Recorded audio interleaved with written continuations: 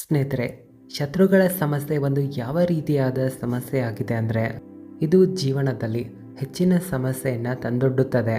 ಇಲ್ಲಿ ಯಾರ ಜೀವನದಲ್ಲಿ ಅಧಿಕವಾಗಿ ಶತ್ರುಗಳು ಇರ್ತಾರೋ ಇಂಥ ಜನರ ಜೀವನದಲ್ಲಿ ಏನೂ ಸಹ ಒಳ್ಳೆಯದು ನಡೆಯೋದಿಲ್ಲ. ಯಾಕಂದರೆ ಅಧಿಕವಾಗಿ ಶತ್ರುಗಳು ಹುಟ್ಟಿದ ಕಾರಣದಿಂದಾಗಿ ಯಾವುದೇ ವ್ಯಕ್ತಿಯ ಮನಸ್ಸು 24 ಗಂಟೆ ಚಿಂತೆಯಲ್ಲಿ ಇರಬಹುದು, ಸಿಟ್ಟಿನಲ್ಲಿ ಇರಬಹುದು. ಈ ಒಂದು ಕಾರಣದಿಂದ ಇಡೀ ಜೀವನ ಹಾಳಾದಂತೆಯೇ ಕಾಣುತ್ತದೆ.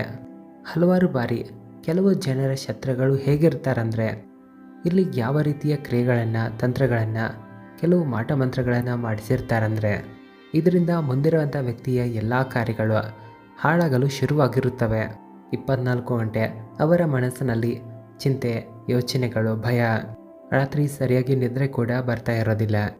ಬದಲಿಗೆ ಯಾವ ರೀತಿಯ ಕೆಟ್ಟ ಕನಸುಗಳು ಸಹ ಇವರಿಗೆ ಬೀಳುತ್ತವೆ ಅಂದರೆ ಇಲ್ಲಿ ತಮ್ಮೊಡನೆ ಏನಾಗುತ್ತದೆ ಅಂತ ಅವರಿಗೆ ಅರ್ಥ ಆಗ್ತಾ ಇರೋದಿಲ್ಲ. ತಿನ್ನುವಾಗ, ಕುಡಿಯುವಾಗ, ಏನೇ ಕೆಲಸ ಕಾರ್ಯಗಳನ್ನು ಮಾಡುವ ಸಮಯದಲ್ಲೂ ಕೂಡ ಒಂದು ವಿಚಿತ್ರವಾದ ಭಯ ಅವರನ್ನು ಕಾಡ್ತಾ ಇರುತ್ತೆ. ಇಂಥ ಸ್ಥಿತಿಯಲ್ಲಿ ಯಾವ ರೀತಿಯಾಗಿ ಈ ಶತ್ರುಗಳಿಂದ ಮುಕ್ತಿಯನ್ನು ಪಡೆಯೋದು, ಇದರ ಬಗ್ಗೆ ಒಂದೊಂದಾಗಿ ಈ ವಿಡಿಯೋದಲ್ಲಿ ವಿಸ್ತಾರವಾಗಿ ತಿಳಿಸ್ಕೊಡ್ತೀವಿ. ಕೆಲವು ಅಪರೂಪವಾದ ಯಾವ ರೀತಿಯ ಉಪಾಯಗಳನ್ನು ತಿಳಿಸ್ತೀವಿ ಅಂದರೆ ಒಂದು ವೇಳೆ ಇವುಗಳನ್ನು ನೀವು ಮಾಡಿದ್ರೆ ಎಲ್ಲ ಪ್ರಕಾರದ ಶತ್ರುಗಳು ಪೂರ್ತಿಯಾಗಿ ಹಿಂದೆ ಸರಿಯಲು ಶುರು ಮಾಡ್ತಾರೆ. ಒಂದು ವೇಳೆ ಅವರ ಮನಸ್ಸಿನಲ್ಲಿ ನಿಮ್ಮ ಮೇಲೆ ದ್ವೇಷದ ಭಾವನೆ ಇದ್ದರೆ ಆ ಸ್ವಭಾವದಿಂದ ಅವರಿಗೆ ನಷ್ಟ ಉಂಟಾಗಲು ಶುರುವಾಗಿರುತ್ತೆ. ನಿಮಗೆ ಅವರಿಂದ ಯಾವುದೇ ರೀತಿಯ ನಷ್ಟ ಉಂಟು ಮಾಡಲು ಸಾಧ್ಯವಿಲ್ಲ.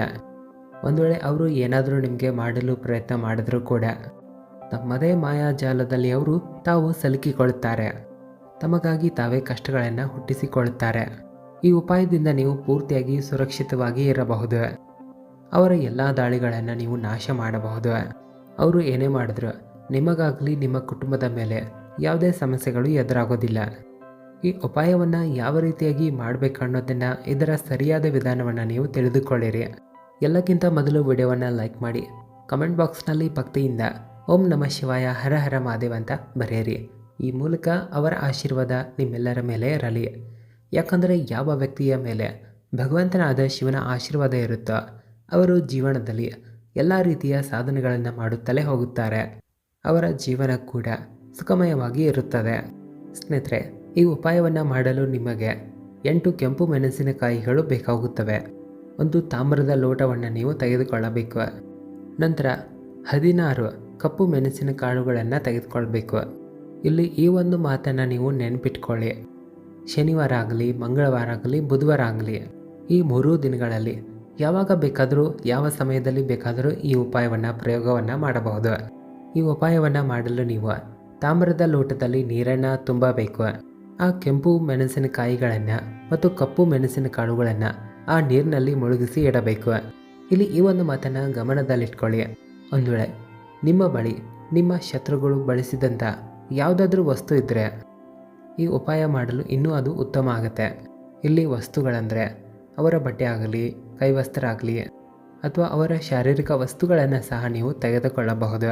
ಅಂದರೆ ಬೆರಳಿನ ಉಗುರು, ತಲೆ ಕೂದಲುಗಳನ್ನು ಬಳಸಬಹುದು. ಇವುಗಳ ಬದಲಿಗೆ ಬೇರೆ ಯಾವುದಾದ್ರೂ ವಸ್ತುಗಳು ಸಿಕ್ಕರೋ, ಬರೆಯುವಂಥ ಪೆನ್ ಇರ್ಬೋದು, ಅವುಗಳನ್ನು ಸಹ ತೆಗೆದುಕೊಳ್ಬಹುದು. ಒಂದು ವೇಳೆ ನಿಮಗೆ ಏನೂ ಸಹ ಸಿಗಲಿಲ್ಲ ಅಂದರೂ ಚಿಂತೆ ಮಾಡುವ ಅವಶ್ಯಕತೆ ಇಲ್ಲ. ಕೇವಲ ನೀವು ಅವರ ಹೆಸರಿನ ಮೇಲೆ ಈ ಉಪಾಯಗಳನ್ನು ಮಾಡಬಹುದು. ಇಲ್ಲಿ ನೀವು ಮಾಡಬೇಕಾಗಿರೋದಿಷ್ಟೇ, ಯಾವುದಾದ್ರೂ ಕಪ್ಪು ಬಣ್ಣದ ಹಾಳೆಯ ಮೇಲೆ ನೀಲಿ ಬಣ್ಣದ ಪೆನ್ನಿಂದ ಆ ವ್ಯಕ್ತಿಯ ಹೆಸರನ್ನು ಬರೆಯಬೇಕು. ಒಂದು ವೇಳೆ ಕಪ್ಪು ಬಣ್ಣದ ಹಾಳೆ ನಿಮಗೆ ಸಿಗಲಿಲ್ಲ ಅಂದರೆ ಕಪ್ಪು ಬಣ್ಣದ ಹಾಳೆ ರೆಡಿಮೇಡ್ ಆಗಿ ನಿಮಗೆ ಸಿಗುತ್ತವೆ, ಅದನ್ನು ಕೂಡ ತರಬಹುದು. ಇಲ್ಲಿ ಯಾವುದಾದ್ರೂ ಪೆನ್ನಿನಿಂದ ಆ ವ್ಯಕ್ತಿಯ ಹೆಸರನ್ನು ಬರೆದು ಅದೇ ನೀರನ್ನು ತುಂಬಿದ ಲೋಟದಲ್ಲಿ ಮುಳುಗಿಸಿ ಇಡಬೇಕು. ನಂತರ ಆ ಲೋಟವನ್ನು ಮುಚ್ಚಿ ನಿಮ್ಮ ಮನೆಯ ದಕ್ಷಿಣ ಪಶ್ಚಿಮ ಕೋಣೆ ಅಂದರೆ ನೈಋತ್ಯ ದಿಕ್ಕಿನಲ್ಲಿ ಅದನ್ನು ಇಡಬೇಕು. ಇಲ್ಲಿ ಒಂದು ಮಾತನ್ನು ಗಮನದಲ್ಲಿ ಇಟ್ಕೊಳ್ಳಿ. ಈ ಲೋಟವನ್ನು ಯಾವುದಾದ್ರೂ ಬಟ್ಟೆಯಿಂದ ಕಟ್ಟಿ ಇಡಬೇಕು. ಒಂದು ವೇಳೆ ನಿಮ್ಮ ಬಳಿ ಕಪ್ಪು ಬಣ್ಣದ ಕೈವಸ್ತ್ರ ಇದ್ದರೆ, ಬಟ್ಟೆ ಇದ್ದರೆ ಅದರಿಂದಲೂ ಕೂಡ ಅದನ್ನು ಕಟ್ಟಿ ಇಡಬಹುದು. ಈ ರೀತಿಯಾಗಿ ಆ ಸ್ಥಾನದಲ್ಲಿ ಇಟ್ಟ ನಂತರ ಪ್ರತಿದಿನ ಅಲ್ಲಿ ಕುಳಿತು 11 ದಿನಗಳ ತನಕ ಪ್ರತಿದಿನ ಈ ಮಂತ್ರವನ್ನು ಜಪ ಮಾಡಬೇಕು. ಇದು ಮಹಾಕಾಳಿಯ ಮಂತ್ರ ಆಗಿದೆ. ಶತ್ರು ಮುಕ್ತಿಯ ಪ್ರಯೋಗದಲ್ಲಿ ಇದರ ಬಳಕೆ ನಡೆಯುತ್ತದೆ. ಓಂ ಕ್ರೀಂ ಮಹಾಕಾಳಿ ಶತ್ರುನಾಶಾಯ ಕ್ರೀಂ ಓಂ ಫಟ್. ಈ ಮಂತ್ರವನ್ನು ನೀವು ಒಮ್ಮೆ ಬರೆದು ಇಟ್ಕೊಳ್ಳಿ. ಪ್ರತಿದಿನ ಆ ಲೋಟದ ಮುಂದೆ ಈ ಮಂತ್ರವನ್ನು ಒಂದು ಮಾಲೆಯಲ್ಲಿ ಜಪ ಮಾಡಬೇಕು. ಆ ಲೋಟವನ್ನು ಅಲ್ಲಿಯೇ ಮುಚ್ಚಿ ಇಡಬೇಕು. ಅದನ್ನು ಯಾವುದೇ ಕಾರಣಕ್ಕೂ ತೆರೆಯಬಾರದು. 11 ದಿನ ಆದ ನಂತರ ಈ ನೀರನ್ನು ನೀವು ಆಚೆ ಎಸೆಯಬೇಕು. ಅದರಲ್ಲಿ ಹಾಕಿರುವಂಥ ಕಪ್ಪು ಮೆಣಸಿನಕಾಳು ಮೆಣಸಿನಕಾಯಿಗಳನ್ನು ಅವರ ಹೆಸರಿನ ಹಾಳೆಯನ್ನು ತೆಗೆಯಬೇಕು. ಅವುಗಳನ್ನು ಬಿಸಿಲಿನಲ್ಲಿ ಒಣಗಿಸಬೇಕು. ಅದರಲ್ಲಿರುವಂಥ ನೀರನ್ನು ಎಲ್ಲಿ ಬೇಕಲ್ಲಿ ಸುಮ್ಮನೆ ಎಸೆಯಬಾರದು. ಬದಲಿಗೆ ಆ ನೀರನ್ನು ನೀವು ಬಾತ್ರೂಮ್ನಲ್ಲಿ ಹೋಗಿ ಆ ನೀರನ್ನು ಫ್ಲಶ್ ಮಾಡಬೇಕು. ಇದರಲ್ಲಿರುವಂಥ ವಸ್ತುಗಳು ಅಂದರೆ ಮೆಣಸಿನಕಾಯಿ, ಕಪ್ಪು ಮೆಣಸಿನಕಾಳುಗಳು, ಹಾಳೆ ಯಾವಾಗ ಬಿಸಿಲಿನಲ್ಲಿ ಚೆನ್ನಾಗಿ ಒಣಗುತ್ತವೆಯೋ ನೀವು ಇವುಗಳನ್ನು ಕರ್ಪೂರವನ್ನು ತೆಗೆದುಕೊಂಡು ಕರ್ಪೂರದ ಸಹಾಯದಿಂದ ಸುಟ್ಟು ಹಾಕಬೇಕು. ಯಾವಾಗ ಇವು ಸುಡುತ್ತವೆಯೋ ಆಗ ಮರಳಿ ಈ ಮಂತ್ರವನ್ನು ಒಂದು ಮಾಲೆಯಲ್ಲಿ ಜಪ ಮಾಡಬೇಕು. ನಮ್ಮ ಹಿಂದಿನ ಒಂದು ವಿಡಿಯೋದಲ್ಲಿ ತಿಳಿಸಿದ ಹಾಗೆ ಈ ಎಲ್ಲ ವಸ್ತುಗಳು ಸುಟ್ಟು ಬೂದಿಯಾದ ನಂತರ ಇವುಗಳನ್ನು ಕೂಡ ಬಾತ್ರೂಮ್ನಲ್ಲಿ ನೀವು ಫ್ಲಶ್ ಮಾಡಬೇಕು. ಕೇವಲ ಇಷ್ಟು ಮಾಡಿದ್ರೂ ಕೂಡ ಇಲ್ಲಿ ನಿಮ್ಮ ಶತ್ರುಗಳು ನಿಮ್ಮ ಮುಂದೆ ಬರೋದೇ ಇಲ್ಲ. ಅವರ ಮನಸ್ಸಿನಲ್ಲಿ ಚಿಂತೆಗಳು, ಭಯ ಹುಟ್ಟಲು ಶುರುವಾಗುತ್ತವೆ. ನಿಮಗೆ ಏನಾದರೂ ಸಮಸ್ಯೆಯನ್ನು ಮಾಡಲು ಪ್ರಯತ್ನ ಮಾಡಿದ್ರೂ ಕೂಡ ಮರಳಿ ಅವರಿಗೆ ಹೋಗಿ ಸೇರುತ್ತವೆ. ಅವರು ಎಷ್ಟೇ ಪ್ರಯತ್ನ ಮಾಡಿದ್ರೂ ಅವೆಲ್ಲವೂ ಖಾಲಿಯಾಗಿ ಹೋಗುತ್ತವೆ. ನಿಮ್ಮ ಮೇಲೆ ಅವರು ಏನೂ ಸಹ ತೊಂದರೆ ಮಾಡಲು ಸಾಧ್ಯವಾಗೋದಿಲ್ಲ. ಒಂದು ವೇಳೆ ಮೊದಲೇ ಅವರು ನಿಮ್ಮ ಮೇಲೆ ಏನಾದರೂ ಮಾಡಿದರೆ ಅವೆಲ್ಲ ಸುಟ್ಟು ಭಸ್ಮ ಆಗುತ್ತವೆ. ಇಲ್ಲಿ ಈ ಪ್ರಯೋಗ ಎಷ್ಟು ಪ್ರಚಂಡ ಮತ್ತು ಶಕ್ತಿಶಾಲಿಯಾಗಿರುತ್ತಂದರೆ ಇವು ತುಂಬಾ ತೀವ್ರ ಮತ್ತು ಅಪರೂಪವಾಗಿರುತ್ತವೆ. ಹಾಗಾಗಿ ನೀವು ಎಲ್ಲ ವಿಡಿಯೋಗಳ ವಿಧಿಯನ್ನು ಸರಿಯಾಗಿ ತಿಳಿದುಕೊಳ್ಳಲು ಪ್ರಯತ್ನ ಮಾಡಿರಿ ಮತ್ತು ಪ್ರತಿಯೊಂದು ಮಾತುಗಳನ್ನು ಗಮನವಿಟ್ಟು ಕೇಳಿರಿ.